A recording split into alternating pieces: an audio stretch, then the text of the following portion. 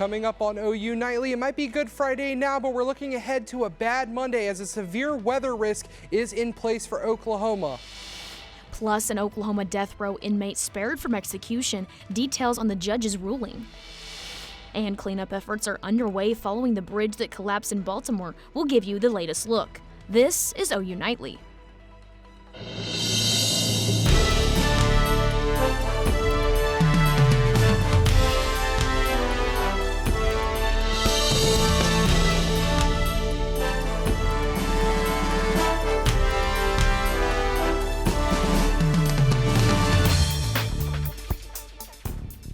Thanks for watching OU Nightly. I'm Marilyn Fitzer. And I'm Colin Rick. We begin tonight with the threat of severe weather on Monday. Your campus weather authority is tracking what your Easter weekend could look like. OU Nightly meteorologist Drake Foley has your first look at the weather. Yeah, right now we're taking a look at the current temperatures across the metro. Those beautiful 70-degree temperatures, even going out west to Weatherford, 66. As we expand that map to take a look across the state, we have 80s in Guyman, but 70s everywhere else. And that is leading to what we're going to see as a beautiful weekend. But right now we're look at those wind gusts. We're seeing 20s to 30s across the state, and it's blowing even harder over in Tulsa and Oklahoma City. We were seeing almost 40-mile-per-hour wind gusts going into later, and that's why those tree allergies are so high right now, and the rest are low. But that severe risk is what we're looking at coming up in Maine weather. Also coming up in Maine weather, we're seeing a windy night, a warmer weekend, and a severe risk. Back to you guys at the desk. Thanks, Drake. An Oklahoma County judge rules that death row inmate James Ryder will no longer be facing execution. According to the Associated Press, Pittsburgh County Judge Michael Hogan wrote in his order that evidence shows Ryder is incompetent to be executed. According to Ryder's attorney, Ryder suffers from schizophrenia, and under Oklahoma law, an inmate deemed incompetent if they are unable to understand what they are being executed. Ryder was put on death row in the 1999 beating of 70-year-old Daisy Holman and her son Sam. Ryder was supposed to be executed on February 1st. And cleanup efforts are underway in Baltimore after a bridge collapsed earlier this week. OU Nightly's Chewy Dominguez has that and the rest of today's national and international headlines from the News Center. The federal government has given Maryland $60 million towards cleaning up and rebuilding the bridge. The largest crane on the eastern seaboard is now in Baltimore and is expected to remove around 3,000 tons of metal out of the water. The governor of Maryland's Wes Moore declined to say how long this cleanup will be and when the bridge will be rebuilt.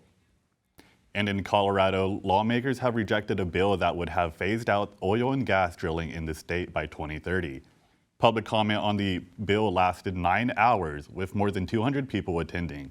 Supporters of the bill said it would have protected public health by reducing greenhouse gas emissions, but the bill also faced pushback from people working in the industry. Today marks a one-year milestone since American journalist Evan Gershkovich was detained by Russia. Russia says the Wall Street Journal reporter was collecting state secrets for the U.S. on a reporting trip. He is the first U.S. journalist to be arrested and held on spying charges in Russia since the Cold War. Since then, the U.S. has been negotiating with Russia to get him out by doing a prisoner swap. And a heads up for drivers, according to the AAA, gas prices will likely to continue to increase over the spring. Colin, Ireland. Thanks, Chewy. Coming up on OU Nightly this weekend, Oklahoma City is bringing back the Tulip Festival. The Marietta Botanical Gardens will be bustling with things to do for all. Find out what this year's Tulip Festival will look like. And how Tinker Air Force Base took part in recognizing National Vietnam Veterans Day. Find out how they honored the veterans when we come back. The second annual Tulip Festival will be this weekend at the Marietta Botanical Gardens. OU Nightly's Bailey Coyle is live there with more on the event. That's right, the Tulip Festival is back for its second year, and the Director of Marketing and Public Relations told me today that they have upped their game with more tulips and vendors after a successful event last year. The response was so amazing, we just knew we had to bring it back. Last year, the festival had 15,000 people attend, and this year, they're expecting even more, and the Botanical Garden is ready. We have ourselves upped our game. We have so many food trucks this year, and they've doubled their food supplies. Last year we all ran out. We have a great lineup of merchants who are selling their locally made products. We also have a great lineup of musicians and performers. They've added 12,000 more tulips to their gardens, and each flower comes in every shape, size, and color. They've been growing all month long, but we have a great supply for this weekend that is blooming, and the colors are stunning. There's new colors I've never seen before. Planning for this event started last year to ensure this year was just as successful. Have back the same merchants and food trucks that work so hard, and so they make sure to secure that. The goal of the event is to celebrate the start of the new season and to get community members and their pets together. But we just wanted to kind of make this a signature event for our springtime and for people to enjoy the tulips and have fun doing it. The free festival will be open tomorrow and Sunday from 10 to 5. Now, additional parking can be found south of the visitors lobby for $10 a car. Reporting in Oklahoma City, Bailey Coyle, OU Nightly. Thanks, Bailey. Today is National Vietnam Veterans Day here in Oklahoma, and Tinker Air Force Base is paying tribute to those who served. At Tinker, several veterans were recognized for their service in the Vietnam War, but the base itself played an important role during the war. The base provided logistics and communications support to Air Force units in Southeast Asia. The results are in for the 2024 Hershey's Cadbury Bunny winner. Meet the unexpected winner when we come back after the break.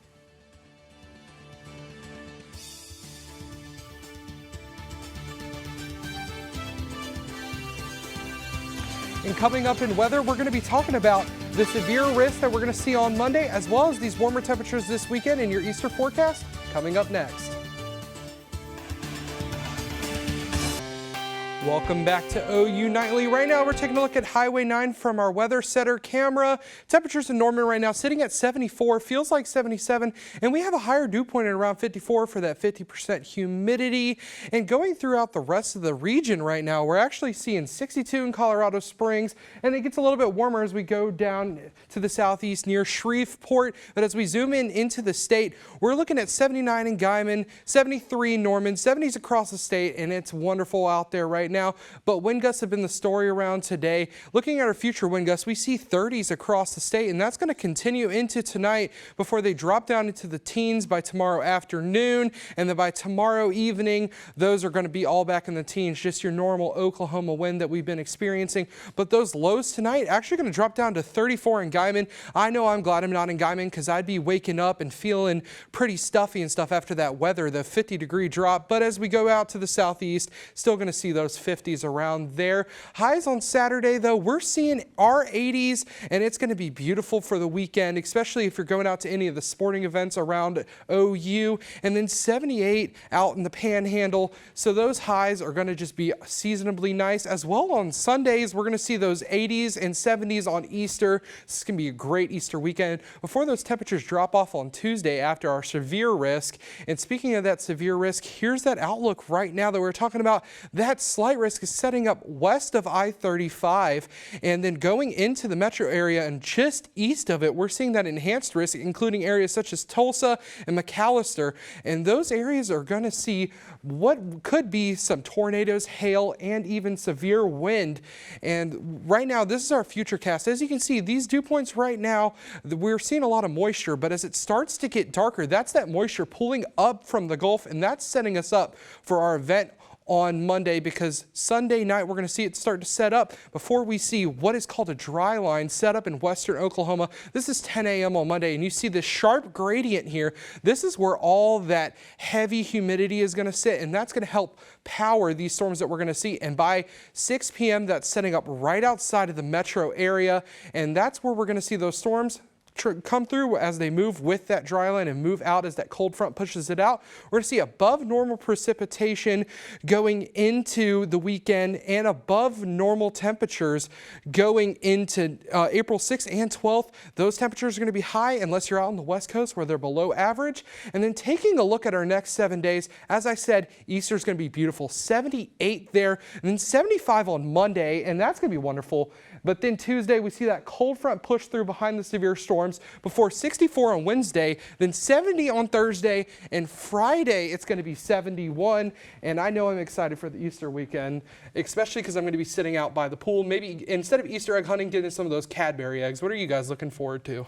I think I'm just gonna have a nice, relaxing evening and eat me some good food. What about you, Colin? Yeah, I just enjoy the weekend, enjoy the nice weather, and thanks for that forecast, Drake. It's all looking really nice. With Easter just around the corner, Cadbury has announced this year's bunny winner, but it wasn't a bunny at all. The winner, Louis, a 2-year-old raccoon from Florida, was dressed in bunny ears and was one of many candidates voted on. Posing for his winning photo, Louis will star in a commercial for the Hershey Company, and along with his debut, a $7,000 cash prize. Louis is not the first non-rabbit to win the contest. Previous contestants included a cat, several dogs, and even a frog. The transfer train to OU men's basketball has a new passenger, and we'll have who next in Big Friday Sports. And we'll have a live report on OU baseball as their 3-game series continues. You won't want to miss it.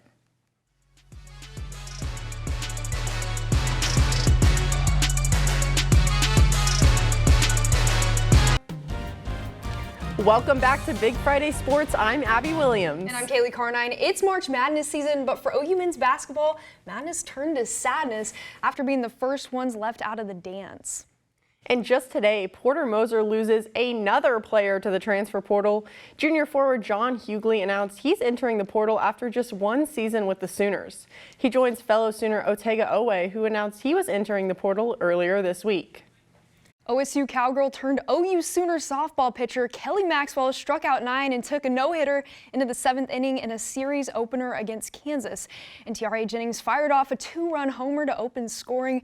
Then in the 3rd, Alina Torres hit her 7th homer in the last 20 games as the Sooners soar past the Jayhawks 6-1.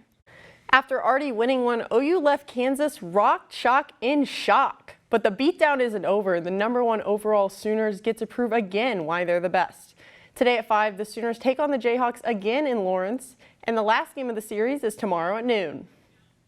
After a swing and a miss in a slugfest series opener against Lamar today, OU baseball looks to bounce back in Game 2. OU Nightly's Ryan Smith has a live look at last night's loss. OU baseball took a break from conference play to kick off a 3-game series against Lamar last night. But 8 walks and 4 errors from Skip Johnson's squad left the Sooners shocked underneath the stadium lights. Junior pitcher Braden Gurton started his night red hot, striking out 5 in his first 2 innings. But a 6-run third from the Cardinals chased Gurton from the game. Skip squad, they would respond, putting up 8 runs across the 3rd and the 4th to push OU ahead 9-7, but a 5-run outburst in the 7th from Lamar had the Cardinals soar ahead for good, winning Game 1 12-10. And with 7 different arms taking the mound in the loss, the game plan is pretty simple going into tonight's matchup. To throw the rest of them out there, we got a load of them, so you got to throw the rest of them out there. That's all I can tell you. They're going to have their best guy tomorrow, too, so it'll be a good game. Hopefully we can come out on top and maybe score more runs than they do. Luckily for OU, they have a chance to bounce back tonight after that sloppy slugfest last night against Lamar. First pitch just under 2 hours away, scheduled 6:30 time. Reporting from Elldale Mitchell Park, Ryan Smith, OU Nightly. Ladies, back to you at the desk. Thanks, Ryan. The OU football spring game's just 22 days away. And he's new to the team, but he's Sooner born and Sooner bred. Veteran QB Casey Thompson speaks on his new squad entering a new conference. I've always wondered what it would be like for OU to be in the SEC, kind of how you guys probably all think the same thing. Like, what's it going to be like? What's year one? You know, what's that going to look like as far as this next coming decade and few years? But it's just, football is football. When I watch the film and I watch the SEC teams play, the top dogs in the country are always good. Sooner DNA runs strong in the Oklahoma Sports Hall of Fame. OU Nightly's Kaylee Jo Hummel caught up with the Sooner legend Roy Williams, a.k.a. Superman, who was recognized in Oklahoma City as a part of this year's class. Honestly, it's like, what did I do to deserve this? That's how I feel. It's not a bird or a plane, but it is Superman. Former Sooner Roy Williams is forever remembered as he's introduced as an Oklahoma Sports Hall of Fame 2024 inductee. To be a part of Oklahoma history from here on out, I mean, it touches me. A not-so-touching moment as it is memorable, the former OU defensive back's famous Superman play. It was a play that wasn't even supposed to happen because Coach Mike told me not to jump and leave my feet, but I'm a knucklehead and I didn't listen. That's why you play the game, is to be remembered for what you did. Williams remembers the heroic triumphs of the 2000 national championship, but it's his teammates that mean the most to him. Every time I was able to suit up with my teammates in the locker room, the laughs that we shared, the times I practiced, our practices were harder than games, so those were the times I cherish more. Williams is an expert on the Big 12. He was named the league's Defensive Player of the Year in 2001. Flying to the future, he's confident that Brent Venables is the leader that the Sooners need heading into the SEC. That's my guy. I love Coach Venables. I'm so excited for what he's done so far, and we are literally getting a glimpse of what he can do with the insurgents of how the defense progressed. I mean, they got better each and every game. Will the new conference be Oklahoma's kryptonite? Sooner fans find out September 21st with a game against Tennessee. Reporting from Oklahoma City, Kaylee Jo Hommel, OU Nightly. Thanks, Kaylee. Big things coming up on Big Friday Sports. I'll have an exclusive interview on 2 future OU women's basketball players who can't stop winning. More on these Bethany buddies turned future Sooner sisters when we return.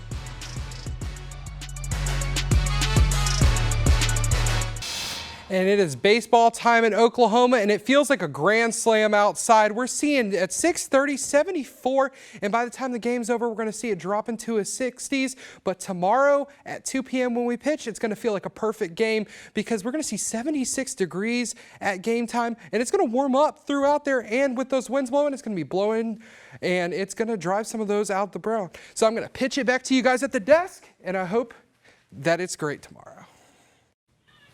Thanks, Drake. OU women's basketball season may be over, but the future of Jenny Bronczek's squad is in good hands. I traveled to Bethany, Oklahoma, and talked with 2 Sooner commits who are no strangers to winning. Sooner born and Sooner bred. Zaya Van and Keziah Lofton dominated the court at Bethany High School and get to play together again in the Crimson and Cream. It's been a dream since I was little. Like my family, we're all OU fans, and I'm a homebody, so I just want to stay home all the time. For Zaya, suiting up for the Sooners is a family reunion, literally. I think, yeah, I've always wanted to play at OU just because my dad played there and now my sister plays there. And I really think the deal breaker was having the opportunity to play with my sister for a year. Bethany girls basketball head coach Eric Saylor might not be the biggest fan of the girls' decisions. Here's the deal, and they know that I'm a big OSU fan. But he wants nothing but the best for his players. But I will be the biggest OU women's basketball fan out there. I love them, and I love their heart and what they stand for and how hard they work, and this is a dream come true for them. Keziah and Zaya may have played their last game together as Broncos, but their talents are passed over to OU where they get to play together once again as Sooners. The future Sooners led the Broncos to not 1, but 2 state championships, and Zaya thinks Keziah can lead the team to 1 more even after she graduates. I would try to come to as many games as I will, especially when they make the state next year, I'll be back. The girls have 1 year where they won't be teammates, but they'll always be family. Reporting in Bethany, Abby Williams, OU Nightly. Well, OU rowing is riding the wave into their spring season. They continue their schedule with a Big 10, Big 12 duel tomorrow. We talked to the 2 rowers Tuesday on Sooner Sports Pad about their season debut. It was really exciting to be back. For me personally, I was just excited to show what we've been working on this whole season and finally show other teams what we've been working towards and put it on display for everybody to see.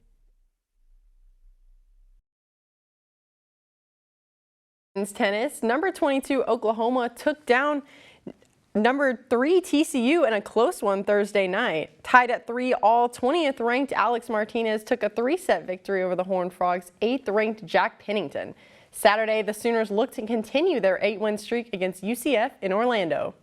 After sweeping the Iowa State Cyclones 7-0 Thursday, the number 22 ranked OU women's tennis team started up the Sooners to Lawrence, Kansas. Tomorrow, the women look to jaw drop against the Rock Chalk Kansas Jayhawks to clinch their 6th straight sweep. Currently, 4 Sooners are ranked in the ITA top 50 for singles. And it's tournament time for OU women's golf. The Sooners take a short road trip up to Ardmore to compete in the Bruzzy 2-day tournament. Coming off a loss to rival OSU, OU is seeking redemption. 13 teams will compete, where the Sooners hope to earn their first place win of the season. Today, the OU track and field team is behind enemy lines for the second day of the Texas Relays. Guys, the Texas Relays is the Super Bowl of all track meets. Colin Queso shined, winning the 10,000-meter race, and 5 Sooners ran off with personal bests. Now, I know Drake said we see some sunshine this weekend, but the Oklahoma City Thunder are looking to put a damper on that sun. The Phoenix Suns, to be exact. Tonight, Phoenix and former Thunder star Kevin Durant come to OKC to challenge the Thunder. Oklahoma City leads 2-0 in the regular season series. Tip-off is at 7. The Thunder are currently 3rd in the Western Conference standings in a tight race. The Thunder trail the Minnesota Timberwolves. They're both 50 and 22 on the season. Hey, but spring is severe weather season in Oklahoma, and there's a thunderstorm coming tonight for the tiebreaker. Thanks for watching Big Friday Sports. I'm Abby Williams. And I'm Kaylee Carnine. Have a fun and safe Sooner-filled weekend. Good night.